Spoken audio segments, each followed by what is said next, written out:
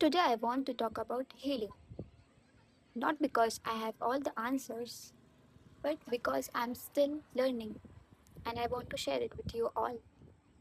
सो healing का मतलब ये नहीं होता है कि आपने अपने आप को, अपनी पर्सनालिटी को पूरा ही चेंज कर लिया है, एकदम आप अलग इंसान बन गए हैं, कुछ बहुत ही बेहतर, कुछ बहुत ही बेहतरीन बन गए हैं। No, it's not like that.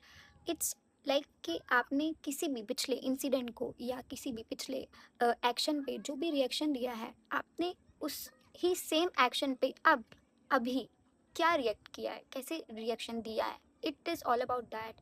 अगर आपने किसी सवाल का बहुत ही बुरा जवाब दिया है या किसी के द्वारा किया गया कोई भी एक्शन आपके अंदर से जो भी रिएक्शन निकाल रहा है, वही आपको चेंज करना है। And healing is all about changing. अगर आप एक नॉर्मल ह्यूमन नहीं बन पा रहे हैं, इट मीन्स कि आप हील नहीं हो पा रहे हैं। आप किसी बात पर रोएंगे नहीं, आपको किसी बात से दर्द नहीं होगा, आपको तकलीफ नहीं होगी, आप महसूस करना बंद कर देंगे। नहीं, ऐसा नहीं है।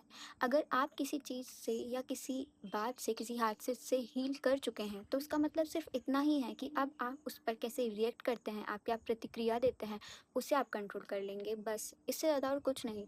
आपको वही दर्द महसूस होगा, आप वही महसूस करेंगे। अगर किसी को खोने का दर्द है तो वो वही महसूस होगा जो आपको उसके डे 1 में हुआ था। तो हील कर लेने का मतलब सिर्फ इतना है कि अब आपने उस दर्द को या उस हादसे को अपने दिल के किसी कोने में ऐसे दबा लिया है कि अब आप उसके वजह से आपको कोई ट्रिगर नहीं कर पाएगा, कोई आपको परेशान नहीं कर पाएगा। This is all about healing. अगर आप स्लोली किसी भी टॉपिक से, किसी इंसिडेंट से हील कर रहे हैं, तो आप चेंज हो रहे हैं। आप कॉन्स्टेंटली चेंज होते जाएंगे और वो हादसा आपके दिल के किसी कोने में धीरे धीरे धीरे धीरे दफन होगा।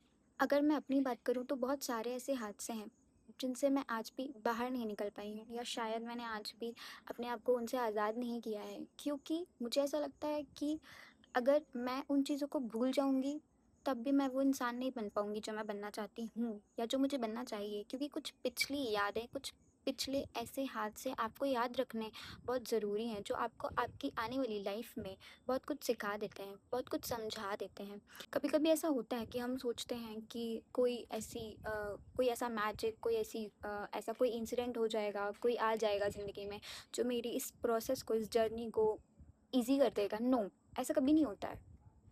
क्योंकि अगर आपने किसी और की हेल्प लेकर अपने आप को चेंज कर भी लिया, बदल भी लिया, तो ज़्यादा समय के लिए वो चीज़ नहीं होगी। जब वो इंसान चला जाएगा, वो फीलिंग्स चली जाएंगी, तब फिर से आप उसी स्टेज में आके खड़े हो जाएंगे। इसलिए बेटर है कि आप किसी और पे डिपेंड होने के बजाय खुद स्लोली, चाहे कितना भी धीरे हो, आई एम टेलिंग यू, चाहे कितना भी धीरे हो, बट खुद पर डिपेंड होकर और खुद का सहारा बनकर ही किसी भी चीज़ से हील होने की कोशिश करिएगा। क्योंकि अगर किसी और का सपोर्ट मिल भी गया ना, तो एक दिन उसी उसी इंसान की वजह से आपको दोबारा से हील होना पड़ेगा। अभी इस चीज़ पे वर्क कर रही हूँ, मैं प्रोसेस कर रही हूँ धीरे धीरे। मुझे समझ में आ रहा है कि मैंने कहाँ मिस्टेक्स की हैं, मैं कहाँ मिस्टेक कर रही हूँ और मैं फ्यूचर में क्या अच्छा कर पाऊँगी।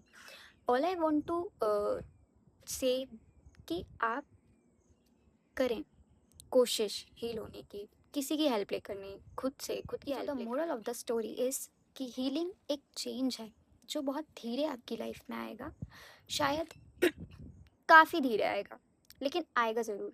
और एक बार जब आप उस स्टेज में आ जाएंगे, जब आप अपने आप को पूरा हील कर चुके होंगे, तो मानिएगा कि आपको अब कोई नहीं हरा सकता है। It's it's kind of therapy जो स्लोली स्लोली स्लोली स्लोली आपको मिलेगी। बट जब आप उस चीज़ का सर्टिफिकेट ले लेंगे ना, मतलब पूरा हील हो चुके होंगे, तब वहाँ से आपको कोई नहीं हरा पाएगा और कभी भी नहीं हरा पाएगा।